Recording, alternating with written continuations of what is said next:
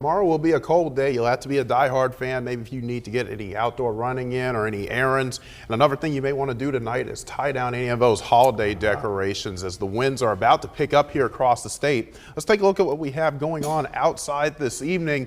You're looking at the flags in Creston. You can see they're starting to blow a little bit. We have a breezy northwest wind at the moment. Those winds are going to get stronger as we move into the next couple of hours as a cold front pushes through the state. Temperatures are falling back into the lower 30s this evening.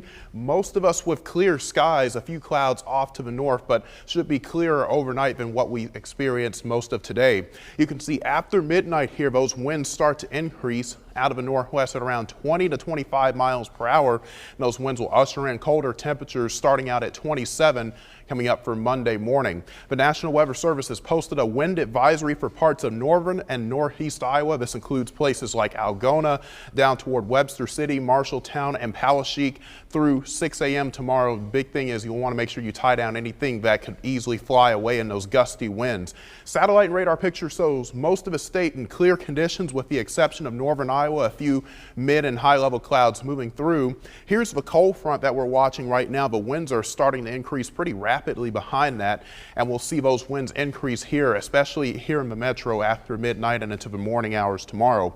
By 8 o'clock in the morning, we're down in the lower 20s to middle 20s. It will feel like in the single digits to low teens with those strong northwesterly winds. And you can see throughout the day tomorrow, we stay in the upper 20s to lower 30s. It's just one cold day, though. We're going to watch that high pressure cell move off to the east, and then on Tuesday our winds switch back to the south. That will start the return of warmer air. We're back into the lower 40s with a few mid and high level clouds streaming through. Here are those gusty winds we'll be watching overnight out of the northwest at around 30 to 40 miles per hour. Could see some gusts as high as 45 miles per hour, especially tomorrow morning over eastern parts of the state. We'll be watching that pretty closely, but it's very short-lived. Again, those winds die down by tomorrow evening, only to pick back up though on Tuesday, but the winds on Tuesday will be out of the south, and that'll be a warming wind. The warming winds will continue into the middle to end of this week. After Tuesday, we're expecting high temperatures pretty much every day leading up to Christmas Eve to be 15 to 20 degrees above average.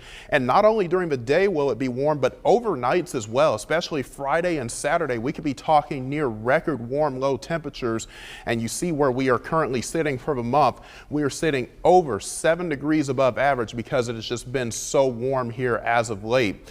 Our next system to watch here as we get closer to the Christmas holiday will come out of the southwest. That will bring in a decent fetch of moisture, and at the moment, because it's going to be so warm, this will likely be a rainmaker going into Christmas Eve and Christmas Day. Outside of that though, no major issues this week. We'll be watching temperatures warm up through the middle part of the week back into the upper 40s to near 50 on Thursday.